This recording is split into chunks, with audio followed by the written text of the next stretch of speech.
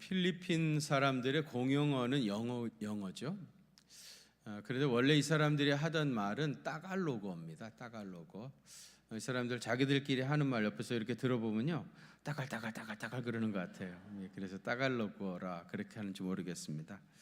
그런데 이 따갈로그어로요, 자연이라고 하는 말하고 어머니라는 말이 같은 말이라고 그래요. 이 필리핀 사람들은 자연을 어머니라고 생각하는 그런 지혜를 가졌었던 것 같습니다. 모든 인류의 아버지가 하나님이시라면 자연은 우리의 어머니라 그렇게 말할 수가 있습니다. 그래서 우리 그리스도인들은 특별히 자연을 사랑하고 또 보존하는 일에 적극 앞장서야 할 것입니다. 작년 11월 달에 인도네시아의 어느 비치에 죽은 고래가 떠내려왔습니다. 길이가 한 8.5m 정도 되어지는 고래가 죽어서 떠내려왔는데, 이 고래가 왜 죽었나?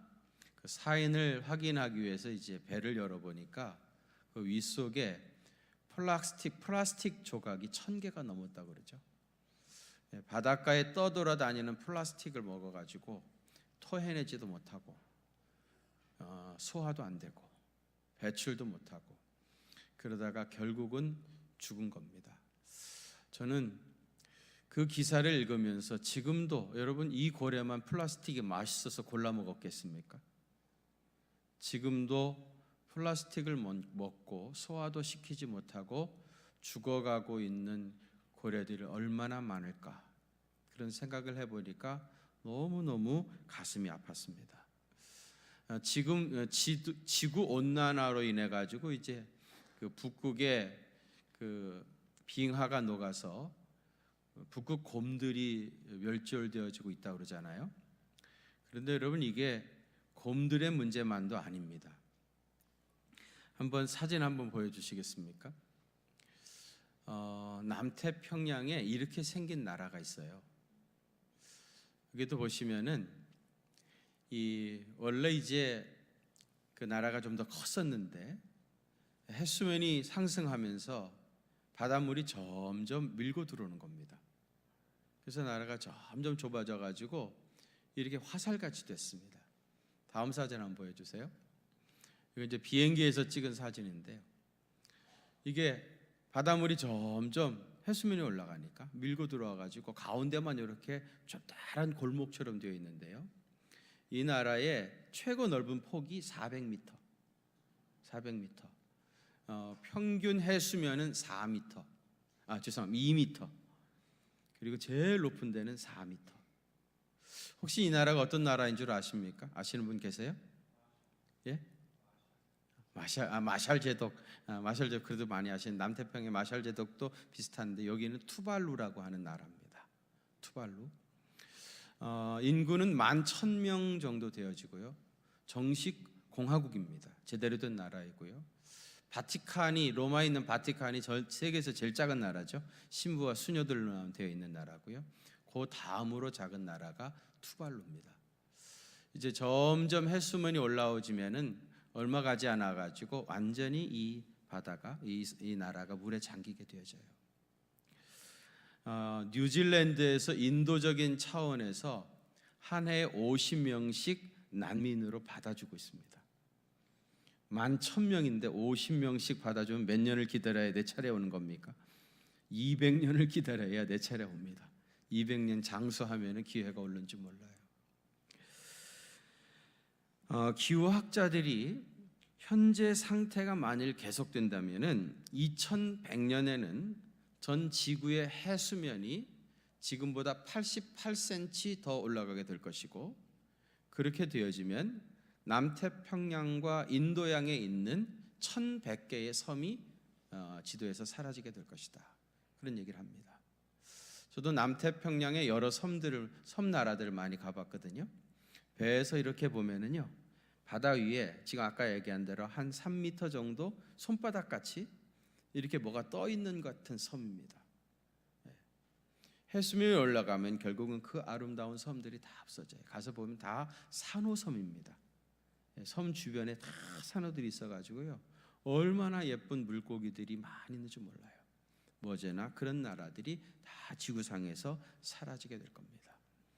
아까 말씀드린 우리 집사님 말씀한 마샬 제도기니 솔로몬 아일랜드 지구상에 보면은 점으로 태평양 가운데 점으로 찍혀져 있는 많은 나라들이 있는데 이런 나라들이 머지않아 없어지게 될 겁니다.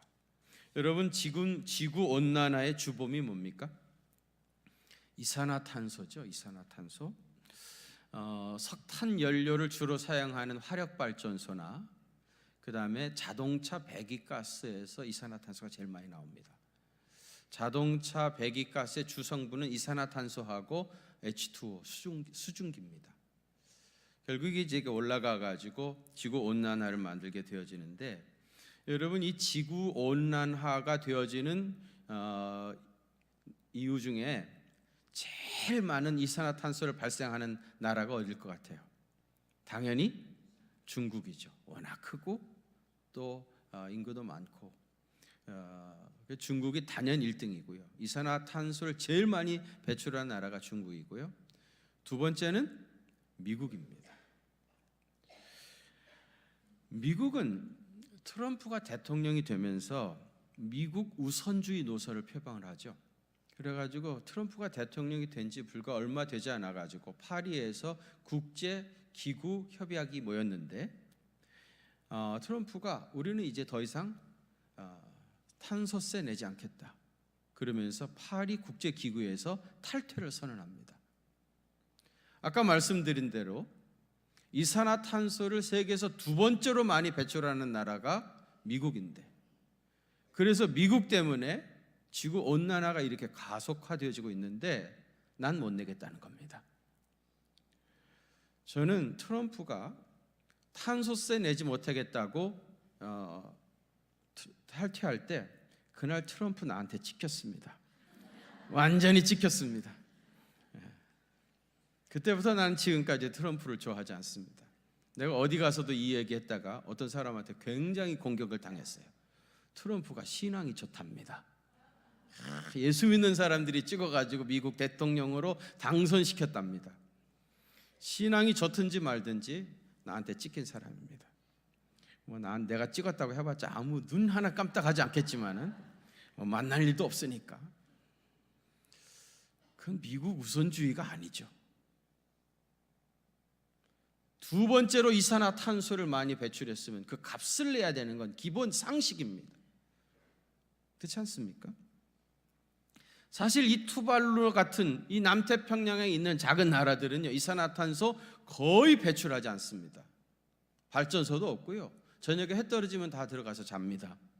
전기도 밝히지 못하니까 집에 들어가고요. 교통수단은 다 조그만 배 타고 다니는 겁니다.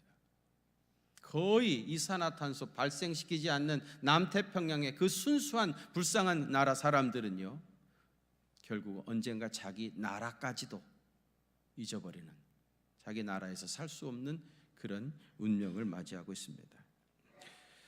자연은 우리 세대만 살다가 말 것이 아니라 우리 자녀들에게도 물려주어야 할 삶의 터전인데 산업화가 되면서 이렇게 불과 몇십 년 만에 황폐해져 버렸습니다. 과연 이것을 되돌이킬 수 있을런지 걱정이 앞섭니다. 심리학자인 칼 매닝거가 이런 얘기를 했습니다. 산과 호수는 현대인의 초조와 불안을 사라지게 하는 치유의 효과를 가져올 수 있다 그랬어요. 여러분, 하나님의 창조의 신비를 보여주는 때묻지 않은 교과서가 바로 산이고 호수입니다. 그래서 저는 자연이야말로 우리의 가장 위대한 스승이라 그렇게 생각합니다.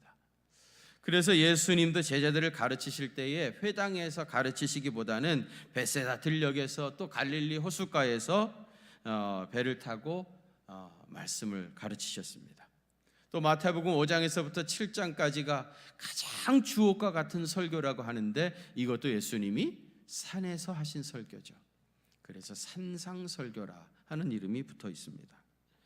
자연은 하나님의 신비한 메시지를 전하는 것입니다. 그래서 역사상 위대한 인물들은 거의 대부분 다 자연에서 하나님을 만났던 그런 경험이 있는 사람들입니다. 아브라함은 모리아 산에서 아들 이삭을 제물로 바치다가 거기서 다가오신 하나님을 만났습니다. 모세는 호렙산에서 하나님께 부르심을 받았고요, 시내산에서 십계명을 비롯한 율법을 받았습니다. 다윗은 시온산에 하나님의 성전을 지켰다고 결심을 했고요, 엘리야는 갈멜산에서 이방 선지자들 850명과 기도 대결하다가 불로써 임하시는 하나님을 거기서 만났습니다. 물론 예수님도 감람산에서 밤을 맞세워 기도하셨습니다. 오늘 본문 1절과 2절에 보면 내가 산을 향하여 눈을 들리라 나의 도움이 어디서 올까? 나의 도움은 천지를 지으신 여호와에게서로다 그랬습니다. 여기 산은 하나님이 계신 산을 말합니다. 이스라엘 백성들은 하나님은 산에 계신다 그렇게 믿었습니다. 우리는 신이 어디 있다고 믿죠? 하늘에 있다고 믿죠. 우리 조상들은 하늘신을 믿었습니다. 신은 하늘에 계신다 이런 생각했는데 이스라엘 백성들은 산은 하나님이 계시는 곳이다 그렇게 믿었습니다. 열왕기상 20장에 보면은 아람 나라 사람들이 이제 이스라엘을 만만하게 보고 전쟁을 쳐들어왔습니다. 자꾸 전쟁을 하는데 계속해서 패배하는 거예요. 아람 사람들이 왜 우리가 이 조그만 이스라엘에게 패배를 하는가? 가만히 생각해 보니까 이스라엘의 신은 산의 신인데 우리가 산에서 전쟁을 했기 때문에 패배했다. 그래가지고 그 이듬해에 아벡이라고 하는 골짜기에 올라와가지고 거기서 또 전쟁을 붙었습니다.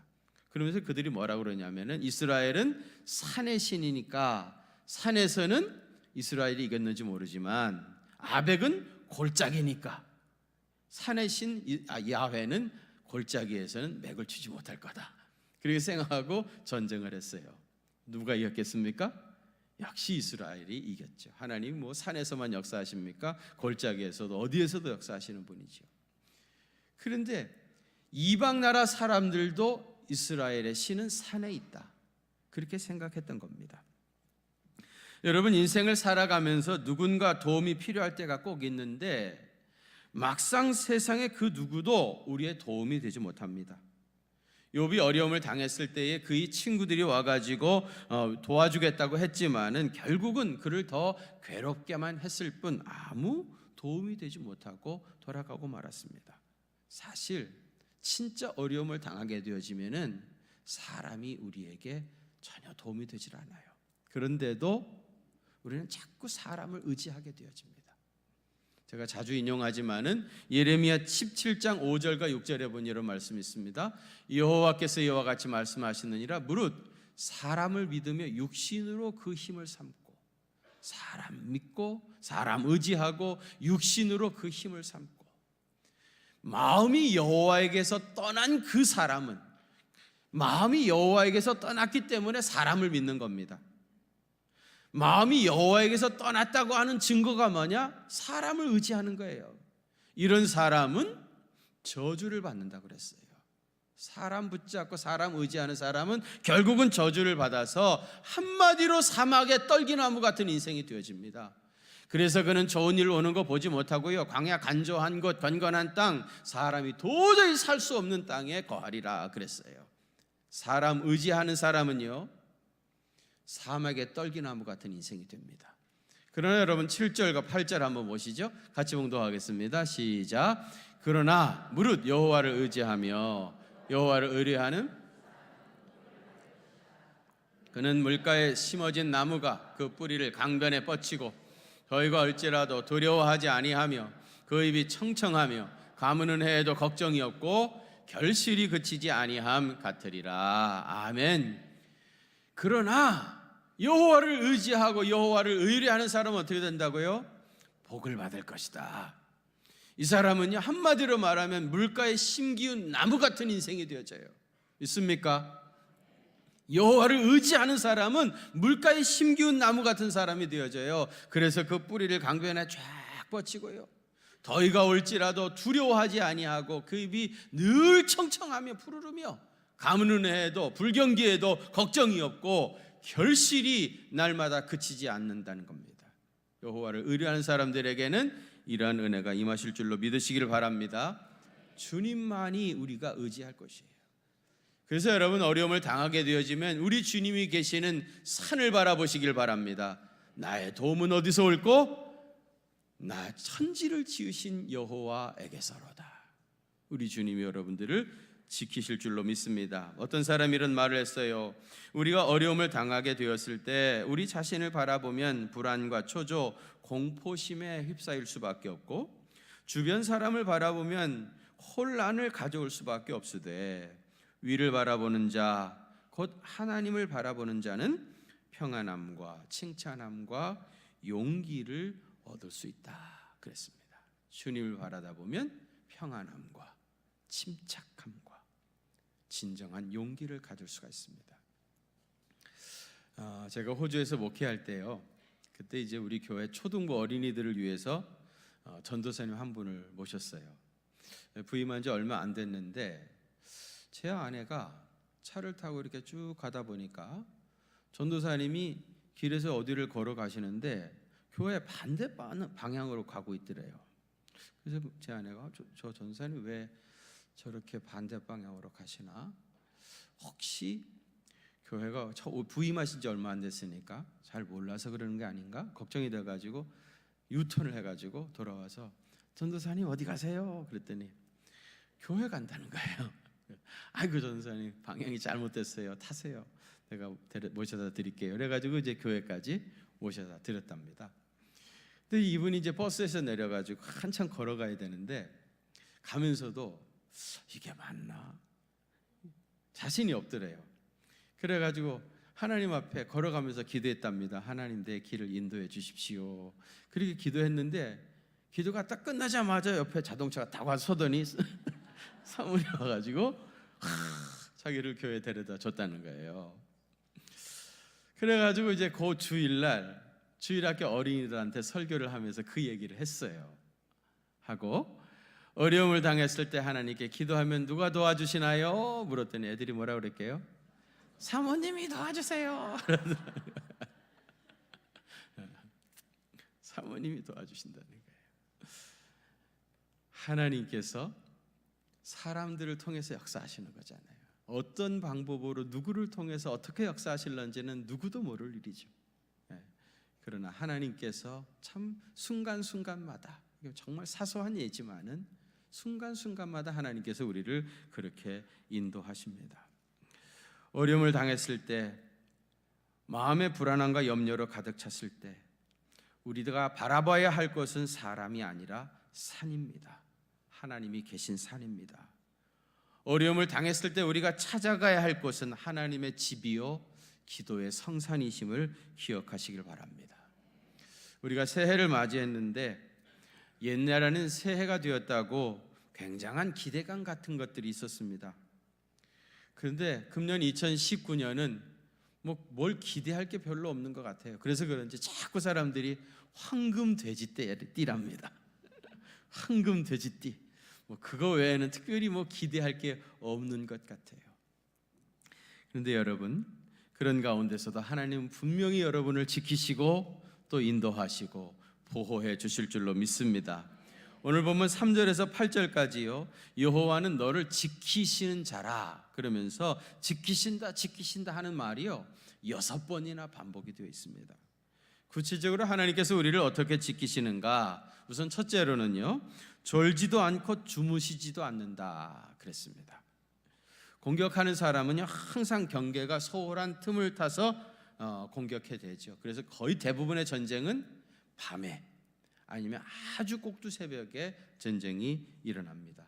소매치기들도요 차에 딱 올라타가지고 입을 쫙 벌리고 자고 있는 사람 그때 슬그머니 다가가지고 슬쩍하는 거 아니겠습니까? 그 하나님은 졸지도 주무시지도 않고 지키신다는 겁니다. 그러니까 도무지 우리를 해야 할 자들이 틈을 찾을 수가 없는 거예요. 여러분, 우리를 지키시는 분은 하나님이십니다. 그 하나님은 졸지도 않고 주무시지도 아니하고 여러분들을 불꽃 같은 눈으로 지키시고 있으심을 기억하시기를 바랍니다. 여러분은 주님의 품 안에서 안전합니다. 스가랴 2장 8절에 보면 만군의 여호와께서 이같이 말씀하시되 영광을 위하여 나는 너희를 노력하는 여러 나라로 보내었나니 너희를 범하는 자는 그의 눈동자를 범하는 것이라 그랬어요. 너희를 범하는 자는 어떤 거라고요? 그의 눈동자를 범하는 것이. 그의 눈동자는 누구 눈동자예요? 하나님의 눈동자. 너희 눈을 찌르겠다고 범하는 사람은 이건 꼭 하나님의 눈을 찌르는 것과 똑같다는 겁니다. 그래서 현대인 성경에서 이 부분을 어떻게 번역했냐면 너희를 치는 자는 나의 눈동자를 치는 것이다. 여러분, 하나님께서 내 눈 찔러라 그리고 가만히 눈을 멀뚱멀뚱하고 쳐다보고 계시겠습니까? 하나님께서 여러분들을 지키십니다. 주님의 품 안에서 여러분은 안전합니다. 이 말씀을 믿으시고 새해 승리하시길 바랍니다. 두 번째, 우리의 그늘이 되신다 그랬습니다. 그늘이 되신다. 이스라엘 백성들이 출애굽해가지고 가나안 땅까지 이를 때에 낮에는 구름 기둥으로, 밤에는 불 기둥으로 인도하셨죠. 이 구름 기둥으로 인도하셨다는 말은 뭐냐면 이스라엘 진중 위에 구름을 쭉 들이우시면은 그 밑에 뭐가 생겨요? 그늘이 생기죠. 그 그늘 아래 이스라엘 백성들을 품으신 거예요.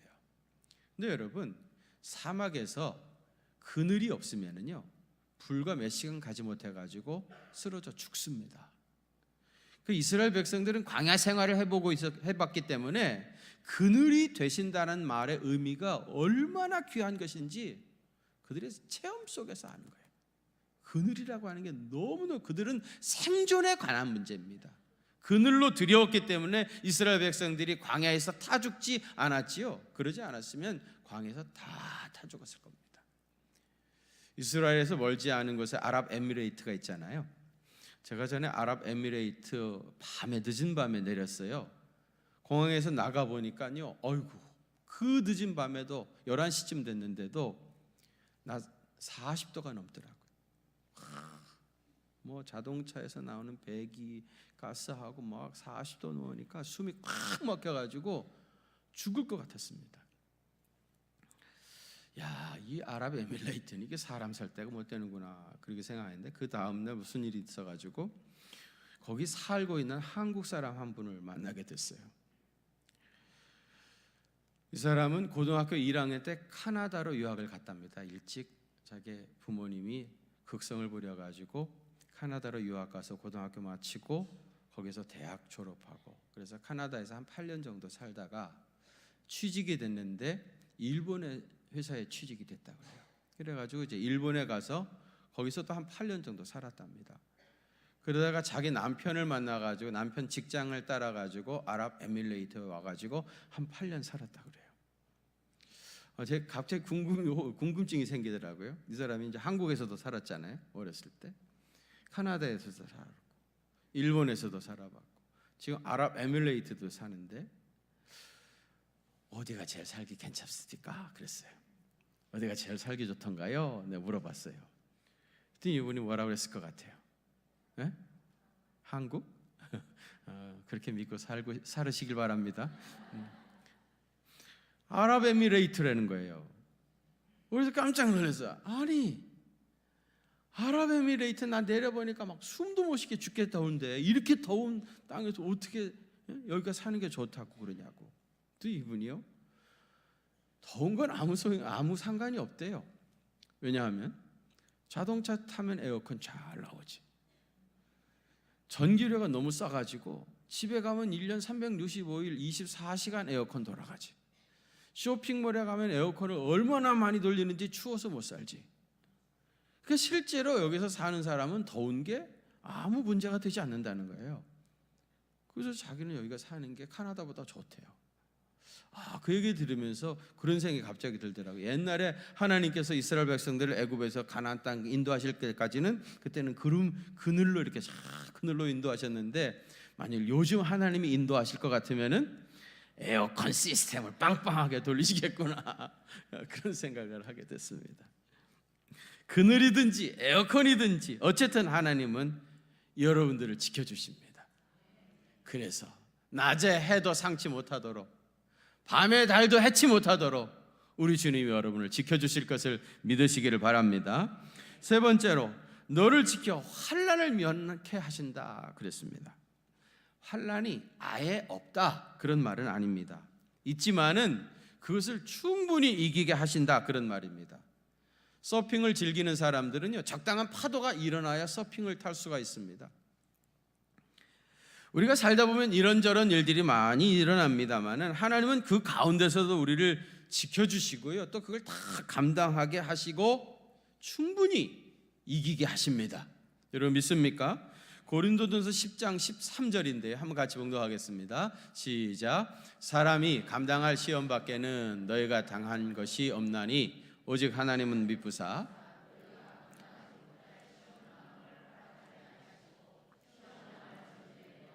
피할 길을 내사 너희로 능히 감당하게 하시느니라. 아멘. 여러분 여기 아주 중요한 두 가지가 있습니다.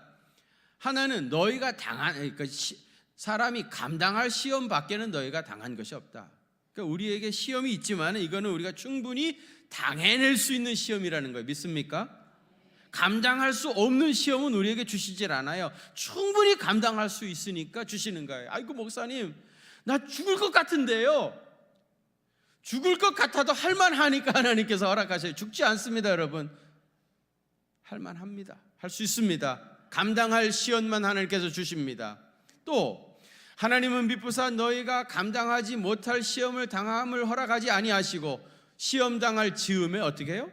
피할 길을 내사 너희로 능히 감당하게 하신다. 피할 길도 열어주시는 거예요. 믿습니까? 충분히 감당할 수 있는 시험을 주시고 피할 길도 열어주셔서 이 모든 시험을 이기게 하시는 거예요. 그러면 아니 뭐 감당할 수 있는 시험만 주시고 나중에 또 피하게 하시고 그러려면 아예 안 주시면 더 좋을 텐데 뭘 그렇게 나도 피곤하고 하나님도 피곤하고 피곤한 일을 자꾸 하시는가? 근데 왜 자꾸 시험을 주시는 겁니까? 그 시험을 통해서 우리를 더욱 강하게 하시고 성숙하게 하시는 거예요. 가만히 생각해 보세요. 우리가 언제 더 강해졌는지, 언제 더 성숙해졌는지, 언제 더 속이 깊어졌는지, 언제 더 믿음이 더 강해졌는지 말이죠. 그 모진 고난을 다 당했던 욥이 뭐라고 고백합니까? 그러나 내가 가는 길을 그가 아시나니 그가 나를 단련하신 후에 그 다음엔 내가 뭐같이? 순금같이 되어 나오리라. 수많은 단련을 통해서 순금이 되어지는 것처럼 그런 시험들, 작고 큰 문제들로 말미암아 결국은 하나님이 우리를 단련하시고 그래서 결국은 순금 되게 하시는 것입니다. 사랑하는 성도 여러분, 하나님께서 여러분을 모든 환난 가운데 지키셔서 정금같이 만들어 줄 줄로 믿으시기를 바랍니다. 네 번째로는 영혼을 지키신다 그랬습니다. 영혼. 여러분 우리 건강 지켜주시는 것도 중요하고요, 우리 가정 지켜주는 것도 중요하고, 또 우리 사업장과 또 직장 지켜주시는 것도 중요하지만은 제일 중요한 건 뭡니까? 내 영혼을 지켜주시는 거죠. 우리가 온갖 축복 다 받고 모든 하는 일이 순조롭고 잘 풀려나간다 할지라도 우리 영혼이 새 생명 얻지 못하면은 저주받은 인생입니다. 이 모든 풍요로움이 무슨 의미가 있겠습니까? 세상의 권세자들 잡은 자들 중에 명예의 복, 물질의 복, 건강의 복을 받은 사람도 많습니다.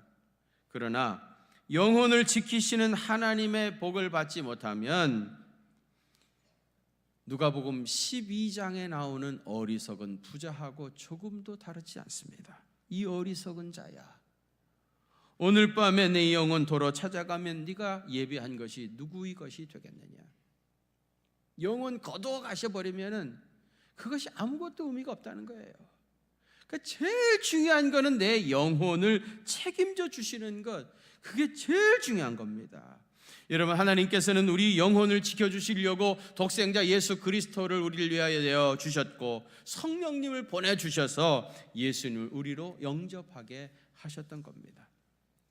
지난 주간에 말이죠, 우리 교회 집사님 가정에서 아버님이 90세가 넘으셨는데 병상에서 세례를 받으시고 싶다고 그래요. 그래서 가서 예수님 복음 전하고 세례를 베푸는데 어머니도 89세세요. 어머니도 같이 세례를 받으시겠대요.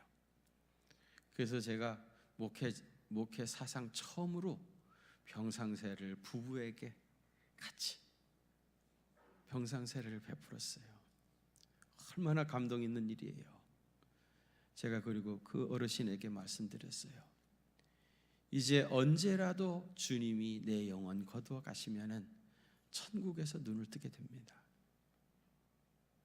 이제 며칠이나 더 남았는지, 얼마나 더 남았는지 모르지만 주님이 언제라도 영혼 거두어 가시면은 천국에서 눈을 뜨게 됩니다. 이 믿음 가지고 남은 날들을 살아가시라고 그렇게 말씀드렸습니다. 여러분, 내 영혼을 지켜주시는 것이 가장 중요한 겁니다. 마지막 5번째는 출입을 지금부터 영원까지 지키신다 그랬습니다. 하나님께서 우리를 지키시는 것이 어느 잠시 어떤 기간 동안에, 그 기간에만 지켜주시는 것이 아니라 지금부터, 예수님을 구주로 영접한 지금부터 영원까지. 이 영원은 뭐예요? 죽음 이후에, 죽음 넘어 그 영원까지도 지켜주시는 겁니다. 세상 많은 사람들도 요즘 연금도 많이 들고 또 뭐 보험도 많이 들고 그러죠. 노후 보장하려고. 근데 여러분, 연금이나 보험은 죽는 날까지죠. 죽음 이후에도 뭘 어떻게 해주겠다 하는 그런 거 있습니까? 죽는 날까지입니다. 딱 죽으면 깨끗하게 끝납니다. 그런데 하나님은 죽음 넘어 영원까지 지켜주신다. 그래서 여러분, 제일 좋은 보험은 하나님 보험입니다. 할렐루야. 세상의 보험도요, 뭐 잘해 보장이 많으면은 보험료가 점점 올라지죠. 점점 올라갑니다. 그러나 하나님 보험은요, 돈 한 푼 안 내도 됩니다. 이 말씀을 그대로 아멘으로 받아들이고, 주님, 날 지켜주십시오. 주님, 주님의 그늘 아래 나를 품어주십시오. 주님, 내 영혼을 주님의 손에 맡깁니다. 나를 인도해 주십시오. 그렇게 주님께 고백하면 주님께서 여러분들을 책임져 주십니다. 우리가 많이 힘들다고 하지만은 그 가운데서도 우리 주님이 여러분들을 지키실 것입니다. 낮에 해가 상치 않도록, 밤에 달도 해치 못하도록 주님이 우리의 우편에서 그늘이 되셔서 여러분들을 지키시고 보호하실 겁니다. 여러분뿐만 아니라 여러분의 자녀들도 주님이 그렇게 지켜주실 것입니다. 주님이 베풀어 주신 놀라우신 은혜를 누리며 사시는 귀한 생애 되시기를 축원합니다. 여러분, 오늘 주신 말씀 생각하면서 한번 같이 통성으로 기도합시다. 사람을 의지하면 사막의 떨기나무 같은 인생이 된다고 그랬습니다. 하나님을 의지하고 살아가면은 물가에 심기운 나무 같은 인생이 됩니다. 전적으로 주님만을 의지하고 살아서 주님이 오늘 시편 121편에서 약속하신 대로 그런 놀라운 은혜를 우리뿐만 아니라 우리 후손들에게도 누리며 살아가는 귀한 생애 되도록 오직 주님만 의지하며 믿음으로 살겠습니다. 간절한 마음으로 우리 통성을 한번 같이 기도하겠습니다. 거룩하신 아버지 하나님, 아버지 하나님이여, 우리가 이 세상에 살면서 자꾸 어려운 일을 당할 때마다 하나님 바라보지 못하고 나의 도움이 천지를 지으신 여호와에게서로다 고백하지 못하고 사람들 붙잡고 씨름하고 땅을 쳐다보고 아버지 하나님을 그런 적이 너무 많았습니다. 아버지 하나님이 오늘 주신 말씀을 통하여 아버지 하나님, 우리가 이제 오직 주님만을 바라다보고 주님만을 의지함으로 물가에 심기운 나무 같은 그런 인생 되게 하여 주시옵소서. 아버지 하나님, 그래서 정말 주님이 도와주시는 그 힘으로, 주께서 공급해 주시는 능력으로 우리에게 주어진 이 모든 어려움들을 넉넉히 이겨낼 수 있도록 주여 도와주시옵시고, 우리에게 주어진 사명 감당하게 부족함 없는 믿음의 사람들 다 될 수만 있도록 은혜를 더하여 주시옵소서. 거룩하신 아버지 하나님, 주여 역사하시옵소서. 아버지 하나님, 정말 이 여호와가 우리의 도움이시오, 우리의 방패시오, 우리의 구원의 뿌리시오, 아버지 우리의 산성임심을 고백하고 이제 금년에 주님 믿는 믿음 안에서 모든 것을 설계하게 하여 주시고 주님과 동행하며 살게 하여 주시옵시고, 주의 이름 붙잡고 믿음으로 살아가는 주님의 귀한 종들이 될 수 있도록 은혜도 하여 주시옵소서. 믿음 안에서 승리하게 하여 주시옵시고, 아버지 결실이 그치지 아니하는 놀라운 은혜가 임하게 하시고, 잎사귀가 날마다 푸르르는 그런 귀한 생에 살아갈 수 있도록 주님 도와 주시옵소서. 주님 믿습니다. 역사하여 주시옵소서. 거룩하신 아버지 하나님, 새해가 시작되었다고 하지만은 우리가 마냥 즐겁지만도 못합니다. 너무 여러 가지 소식들이 좋지 않은 부정적인 소식들이 많아서 근심할 수밖에 없습니다. 그러나 하나님은 그 가운데서도 우리를 지키시는 이이심을 믿습니다. 나의 도움은 천지를 지으신 여호와에게서로다. 고백이 우리의 고백이 될 수 있도록 주여 도와 주시옵소서. 이제 주님 믿는 믿음 안에서 나아가 승리하게 하여 주시옵시고, 약속하신 대로 물가에 심기운 나무 같은 인생 되어줄 수 있도록 주님 은혜 더해 주시옵소서. 주님, 우리뿐만 아니라 우리 후손들에게도 하나님 함께하여 주셔서 약속하신 대로 자자손손 대대로 주님 믿는 믿음 안에서 주님의 보호와 도우심을 받고 살아가는 귀한 생에 되게 하여 주시옵소서. 이제부터 영원까지 지켜주신다고 하셨사온데, 아버지 이 믿음으로 세상을 넉넉히 이기는 주님의 귀한 백성 되시게 해 주옵소서. 이제는 우리 구주 예수 그리스도의 그 크신 은혜와 하나님 우리 아버지의 무한하신 사랑하심과 성령님의 위로하심과 교통하심이 우리 경기중앙교회 사랑하는 성도들과 또 저들의 가정과 그 생업의 현장들 위에 이제로부터 영원토록 함께 계시옵기를 간절히 축원하옵나이다.